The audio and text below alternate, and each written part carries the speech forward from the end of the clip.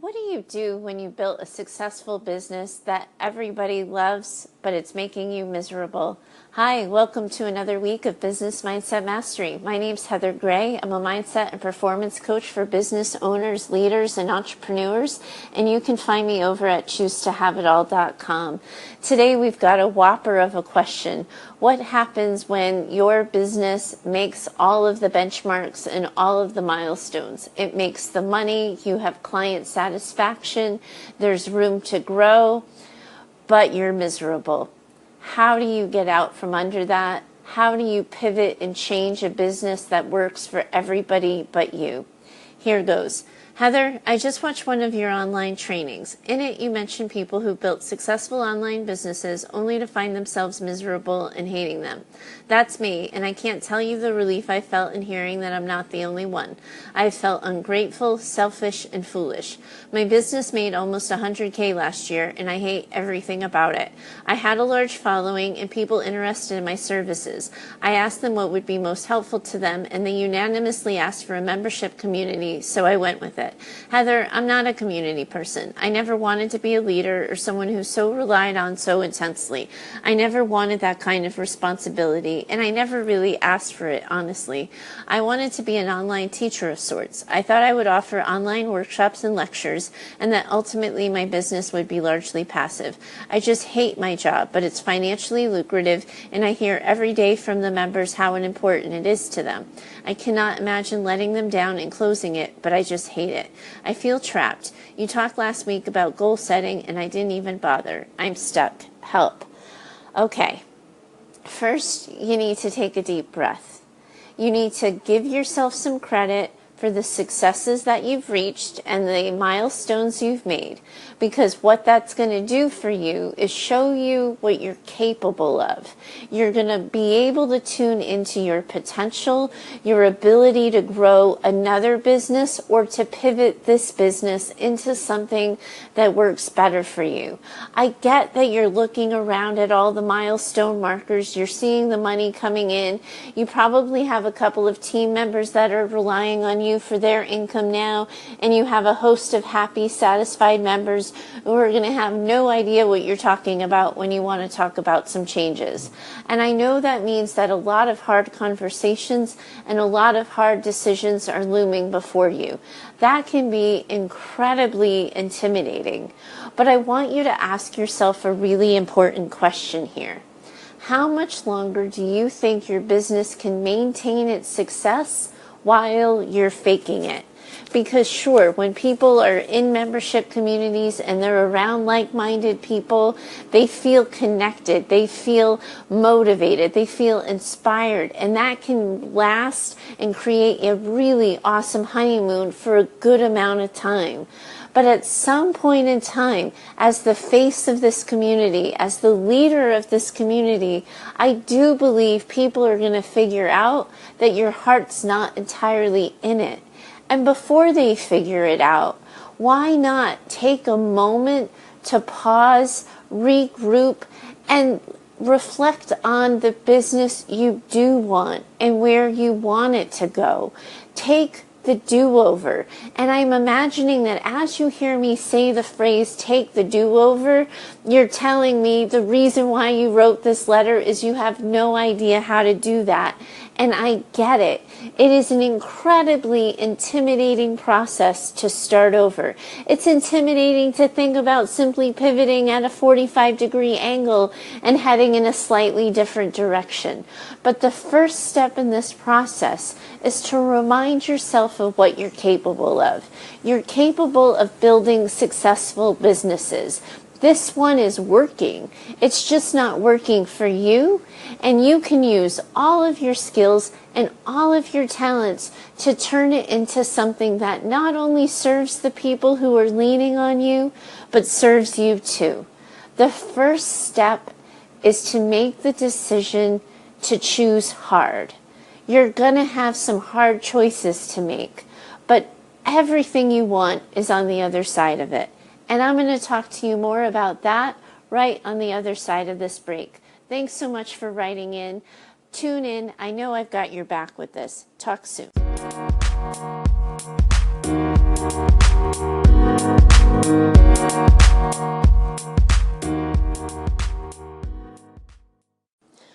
first step in this process is going to be giving yourself permission to make a change simply because you're not happy. That your happiness is reason enough to make that shift. That is where business owners really get stuck. When they come to me and they're hiring me to work with them on rebuilding and rebooting their businesses, they always come to me several months too late. They've been so unhappy. They've been so burnt out, but they feel trapped in the decisions of their own making. They have no idea how to get out because they have employees that are relying on them. They have members that are looking to them, social media followers that are inspired by them, and the amount of pressure that comes with letting people down, disappointing them, keeps them stuck and frozen. There's no way we can get you feeling better in your current model, because my story about you is you've already tried that. And if it were possible, you would have already done it. The reason why you're here, the reason why you're in this stuck position is because the business model doesn't work for you. You said it yourself. You're not a community person. You didn't want to be some gigantic face of a business and a leader and feel personally responsible for the issues and pain points that people were bringing to you. I hear really clearly that you had a wealth of knowledge. You had a storage of experiences that you had hoped to share through courses, lessons, workshops, and trainings, that you wanted some sort of barrier, some sort of boundary between you and the people consuming your content. You had never planned really on a one-on-one relationship. You wanted to be the person delivering the lecture who simply maybe took a few questions at the end. But the one-on-one personal relationship is exhausting you, and that's okay. There's nothing to feel bad about. And I understand how you got here. And I need you to understand how you got here. Because the first thing business coaches are telling people who are building new businesses are to go to the people, go to your ideal clients, ask them how they're suffering, and ask them how you can help. So of course you follow that advice. You had this following. You had a bunch of people listening to you. You asked them what they wanted and you delivered. And you made a lot of people happy. You just didn't make yourself happy. And your happiness matters, because right now you're carrying a dead weight. Sure, your audience thinks they're satisfied. Sure, they feel like their needs are being met. But their needs are being met while you are carrying a dead weight. Who knows what you're capable of once we remove the dead weight and you can move into a role in your business that feels way more authentic for you, more genuine and more personally inspiring for you. If we can get you there, we can help you make even more impact and even more income in your business. But first we have to get you there. And the first step in that process, once you have given yourself permission to make a move or make a change, simply because you're not happy, is you have to ask yourself the same question you asked your audience. What is it that you want? How do you want to serve? What are the pain points you want to help, and how do you want to deliver those services? Now that you've experienced this level of success, the responsibility that comes with it, how do you want to move through your professional life? What do you want more of? What do you want less of? It's a theme in this show regularly, getting crystal clear on what it is you want and taking the steps to getting there. You now know that community, a lot of one-on-one interaction isn't what you want. Do you still want to go back to the online workshop idea? Do you still hope to be a professor of sorts in the online community? Or has your vision, picture of yourself, dream for yourself shifted even more? You're telling me in the letter where you started, but now that you've done this, now that you've accumulated some wealth, now that you've found success, has that original vision changed? Do you want something else? Before we can do anything, we have to get you tuning into that. I promise you, this isn't going to be the worst thing to have happened to you or your business, and there is a way of getting out of it. We have to change the story of trapped. We have to get you out of thinking that because you've built it, you're stuck with it. Because that is the thinking that's keeping you from imagining what's really possible, from thinking about how you could change the way you're working in your business, the way you're serving your community. You're not seeing the potential because you see every decision you've made for yourself that isn't quite working out.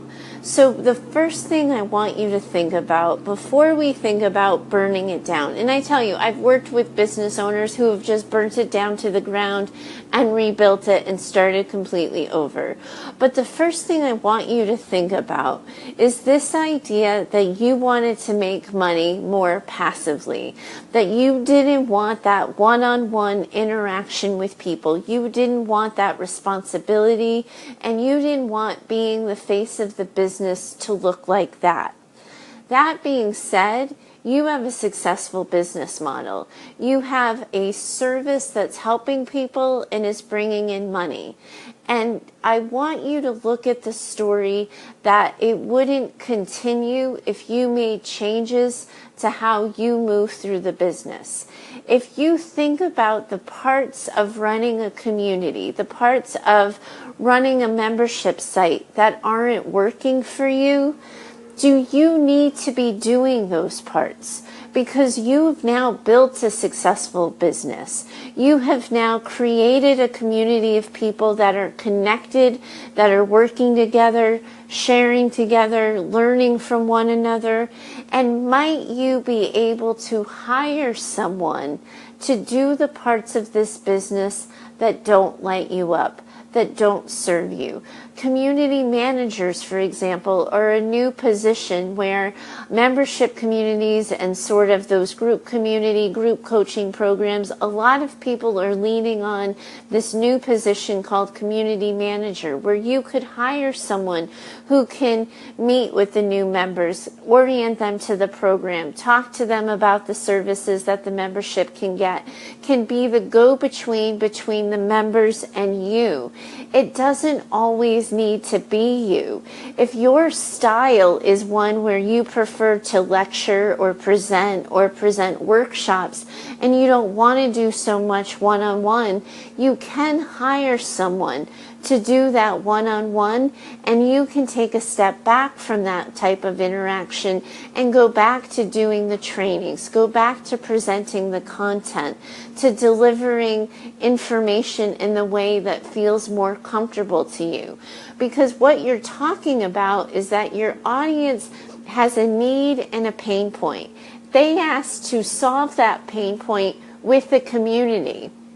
They may not need or rely on you to be the face of that community so much as they need the information you have, the things you have to learn from them, the things that you could do to mentor them.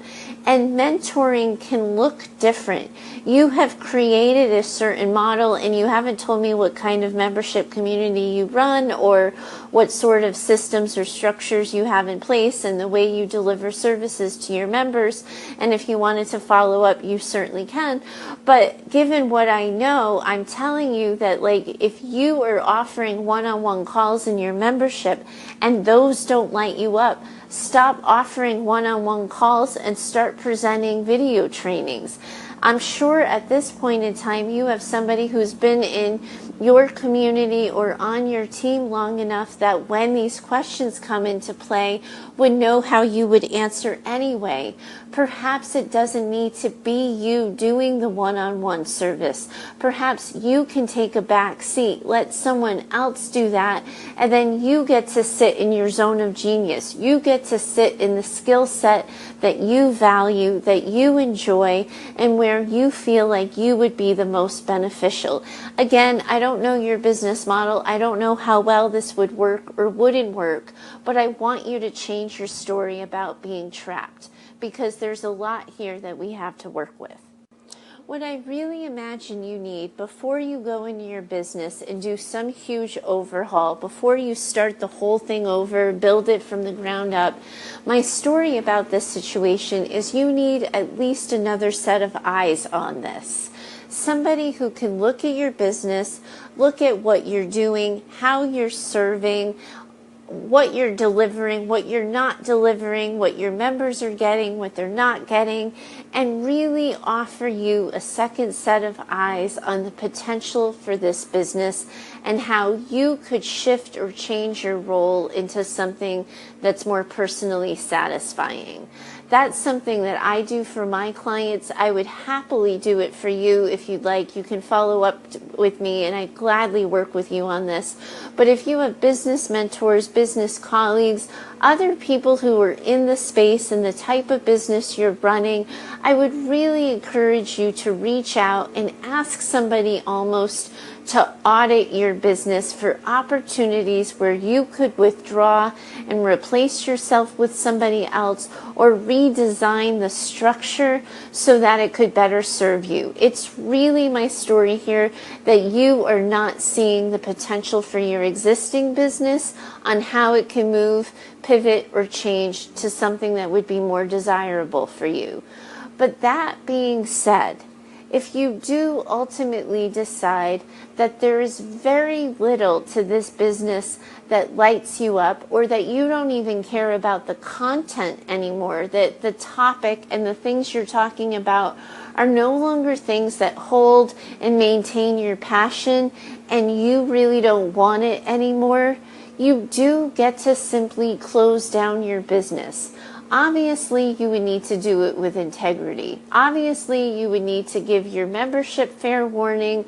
You would need to give any team members you've hired to help you run the membership fair warning. But you do get to say, hi, I know that you came to this community hoping for X, Y, and Z. I worked really hard to help you. I delivered A, B, and C.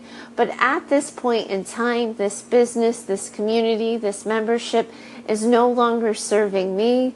So I've opted to make a change. You can deliver that message. Businesses close all the time. It's very similar to if you think about giving a resignation at work, letting people know that you've gone as far as you can and you need to make a change. Obviously, part of doing it with integrity would be to meet with other business owners in similar space as you, to lean on them to say, hey, I have some people who need help. Can I refer them to you? To give your current members new options for what's next. But my guess is you just need permission to do that, but that might not be what you really want to do. If you need permission to burn it to the ground and start completely over, consider that. The natural consequence is that you're going to take the financial hit on that it's going to take you a while to build a new second business that meets or exceeds the income of your current business, but it's certainly possible. You will also have to disappoint team members and members in your community, but disappointing people is not a reason not to make a change that you need to make for yourself. That yes, when we make changes, we sometimes disappoint other people. That's the natural consequence. But just because it's a natural consequence, it doesn't mean you're making the wrong decision. It doesn't mean it's the selfish decision, and it may ultimately be right for everybody involved. But you got to get a second set of eyes on your current business. You have to know that everything that comes next is entirely in your control. You get to say when, you get to say how, and you get to pull the plug. You need to tune into the potential your business has, and you need to tune into your personal power. Once you have those two things in your back pocket, anything is possible. I also want to spend some time changing your story about community. Because if you're telling me in your letter here that your members are really happy, that they feel like their needs have been getting met, and that you're taking really good care of them, my story about that is that they care about you. That if they knew that you weren't happy, that this wasn't working for you and that you wanted to make a change, my guess is you wouldn't be alienating as many people as you think. Because when we successfully build communities, we're successfully building groups of people who start to care about one another, who have a picture that's a little bit bigger than themselves. And I think that once you get crystal clear on the parts of this community that aren't working for you, the parts of the membership or the way you've designed your service delivery that isn't making you happy, I do think that you could talk to your community about that. You simply cannot have that conversation with them, though, until you're clear on what you want to offer or do with them instead. It's not fair to say, hey, I've been offering weekly one-on-one calls. That's no longer working for me. I was wondering if you guys minded. Because they might mind or they might not mind, but the last thing you want is to give them power and control in what you do instead of the one-on-one calls. You need to have a clear picture on what you would offer or what would need to be replaced in order for this to be maintained. And then, just like any relationship, you would have a conversation with your members to say, when we started this membership together, I was full of motivation, I was full of inspiration, and I really thought that I wanted to be one-on-one with my members every week, giving them the information they needed, being the support they needed, and I gave it my best shot, and it's just not working for me. Because in my heart, I am not someone who works one-on-one. My real dream was to be more of a professor, more of someone who could come in, give you the information you needed to know, and allow you the time and space to absorb it on your own timeline, and then you and I could meet again when it was time for another lesson. So many of these hard conversations that people are having, the reason why it's hard is you don't know the words to say. What I'm trying to walk you through here is how to communicate transparently. You can't have a hard conversation in an open-ended manner. So you do need to know what's not working and what you would like to do instead. But once you know those two things, I would really encourage you to talk to your community. Yes, absolutely. Some people bought into your membership because they wanted exactly what you were offering at the time in the exact way you were offering it. And they will leave your membership once they hear change is coming. That's okay. They're no longer your ideal clients because they want one-on-one work and you don't want to deliver one-on-one work. So the natural consequence of that boundary will obviously, hopefully, be met with some relief. That you no longer have to serve people who need you to serve in a particular way. Everything that's left, all of that potential, gives you room to explore and use a little bit of trial and error to find out what you could do instead. So, for example, if you want to get back to a lecture model and you've been delivering one-on-one services, and again, I think I'm probably making some huge assumptions here. I'm trying to fill in the lines between the white spaces in your letter. But if you know that, then do a pre-recorded training. Before you lock yourself into a decision, try something new on for size. Instead of showing up for a live workshop, do a pre-recorded training. Put it in your membership site and see how people respond to it. You know what's not working, but you may not know what is going to work and what does make you happy. So before you lock yourself into another decision, give yourself permission to be curious and to explore. The trial and error period is really important. One of the things that I think business coaches forget to talk about is the evaluation process that goes beyond the numbers. So many business coaches, when they're helping new business owners build their business, talk about the numbers, the money coming in, the money going out, the expenses, the potential for growth, and all of those things.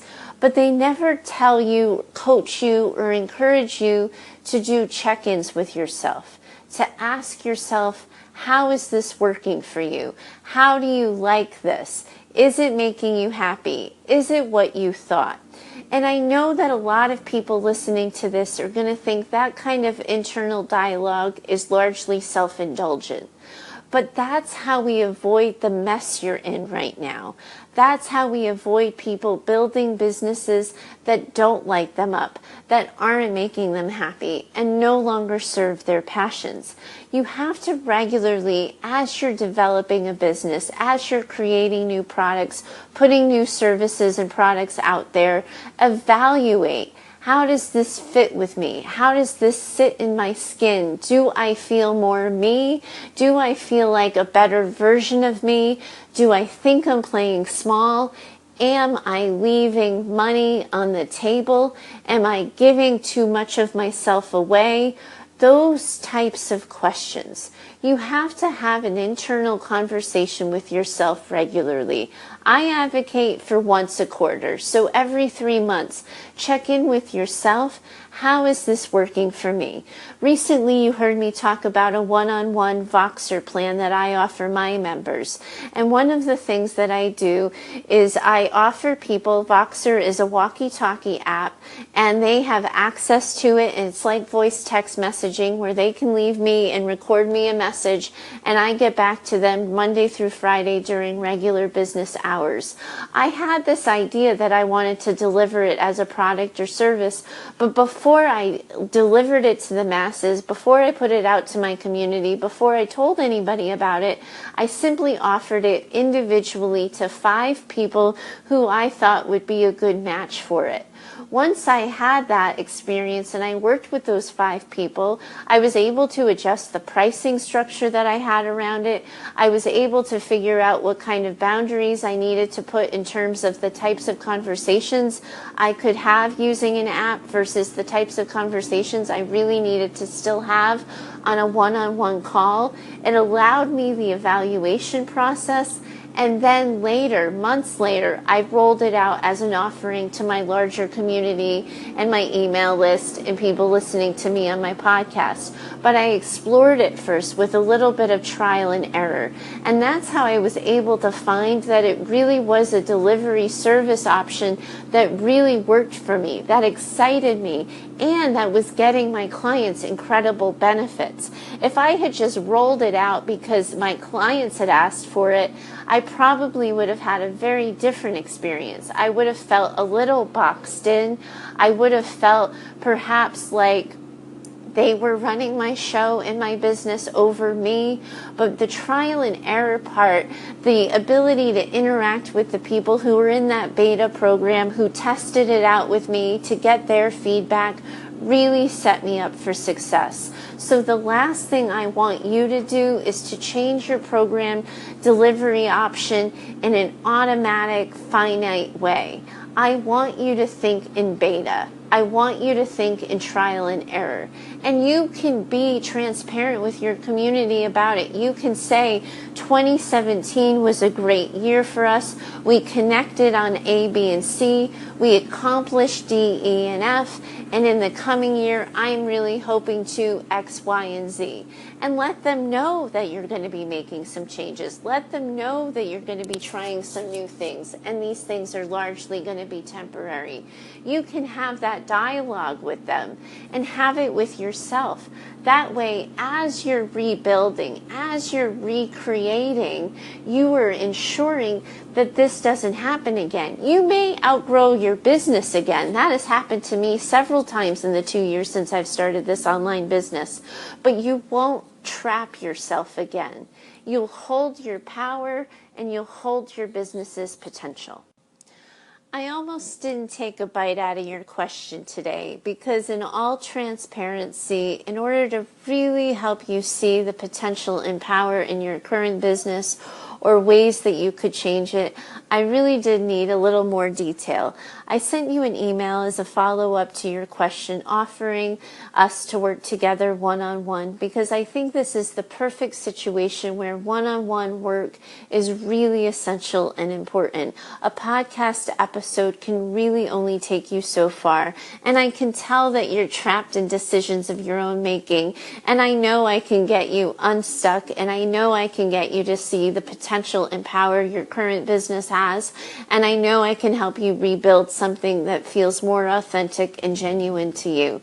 I'm really glad you reached out to me with your question. I think we started a really important conversation, and I hope you'll allow me the opportunity to continue it. The same is true for anybody else listening to this show. We know the limitations of podcast episodes. We know that they could be good foundations for ideas, opportunity, and potential, but sometimes we need one-on-one help to really make the actions possible and effective. If you're needing a second set of eyes on your business, I work with people on all kinds of ways. You can work with me on a bi-weekly basis or a monthly basis or put me on retainer. I'm happy to talk to you about how I might be able to serve you and your business. Find me over at heather@choosetohaveitall.com. Thanks so much for having this conversation with me today. I really enjoyed it. I hope it's a start of an important conversation you'll all have with yourselves about evaluating your businesses, whether or not they're serving you, and giving yourself permission to make a change when it's no longer working for you. Thanks so much for joining me today. I look forward to talking to you tomorrow. Bye for now.